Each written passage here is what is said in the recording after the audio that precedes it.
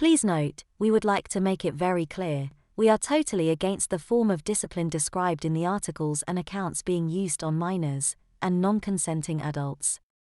Although some of these accounts are fictional, and others may be an exaggerated reality, none of them are too far from the truth of what really happened back in those days. Boys corporally punished by women teachers. Were any posters here ever given the cane or the slipper by a woman teacher, or do they know of others boys who were? Apart from the occasional reference on Friends Reunited to cane or slipper-wielding female teachers, I am assuming this was a rare practice, at least in secondary schools. I got the slipper from a woman teacher at my junior school, Parkhill in Ilford, Essex. It was mostly the male teachers there, and the headmaster, who used the slipper, but there was one woman teacher, Mrs. D, who did make use of it a lot.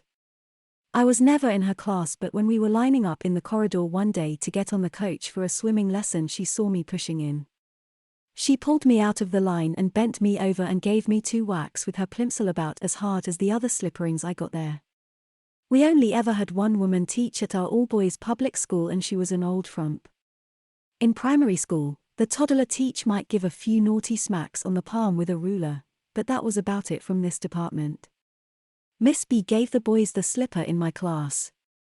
The age was about 14/15, the boys not the teacher. We conned her into doing it herself rather than her sending us to the male teacher next door by volunteering various plimsolls and advising her on the most effective type. She was from one of our former dominions, and her mouth watered and her eyes lit up when she did it. She was definitely a spanko. Sounds incredible but is totally true. I received the cane 5 times during my schooling, and 3 of those were from female members of staff. My 5th grade teacher Miss Kamer caned me once, and my headmistress Mrs. Joss caned me 2 times. My high school headmaster caned me the other 2 times. Miss Kamer gave me 3 strokes on my buttocks, and my other punishments were administered to the palms of my hands. I attended Hatfield House Lane Secondary Modern, Sheffield, in the 1960s. I remember Miss Proctor swishing the cane quite a lot. It was never on the bum, always on the hand. She was a cold, vicious bitch, who dressed like a beatnik. I once saw her slap a timid kid across his eczema-blotched face. She eventually took up with Mr. B, a thuggish art teacher.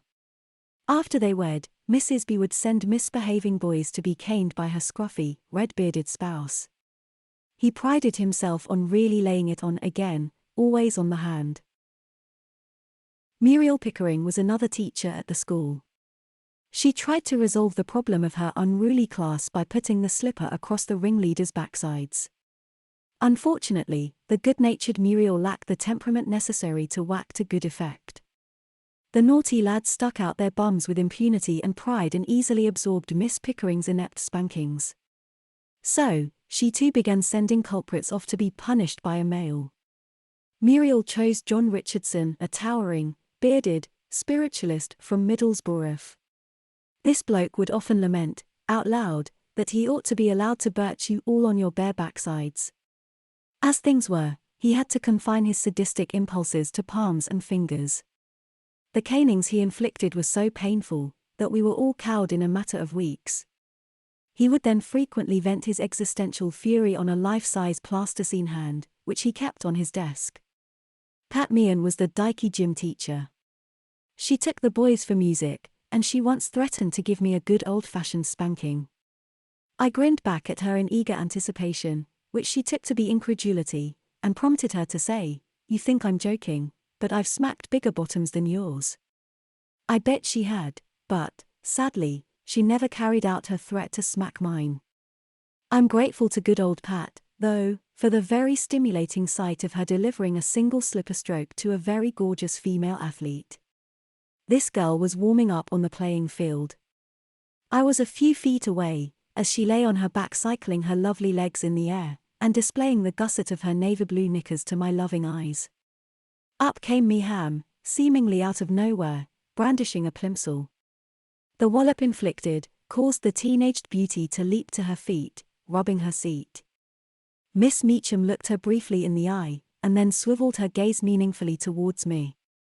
The girl raced off round the field. Meehan walked away whistling. and my knob throbbed hard enough to bust through concrete. I can remember being caned by Miss Holmes for persistently, sick, talking in class as she wrote on the blackboard. My voice had broken and she thought that she could recognize it. Unfortunately, for me, so had Paul Mallard's, the real culprit. I took several strokes, with dignity. Funnily enough, I woke up, this morning, thinking about Holmesy, trying to recall her name. I am a couple of years younger than the person who wrote the FR entry, and Miss Holmes left the school a year, or so, after I started there. If I remember rightly, she took us for technical drawing. A no-nonsense type, Miss Holmes kept her thick, yellow, cane constantly on her desk. I was never a recipient, but there were a hard core of lads whose hands she seemed to cane twice a week, at least, usually, for very trivial offences, e.g. grinning at someone across the room. The cruelty of her caning aside, I found her an erotic figure, due to the figure-hugging trousers she wore, a unique sight back then.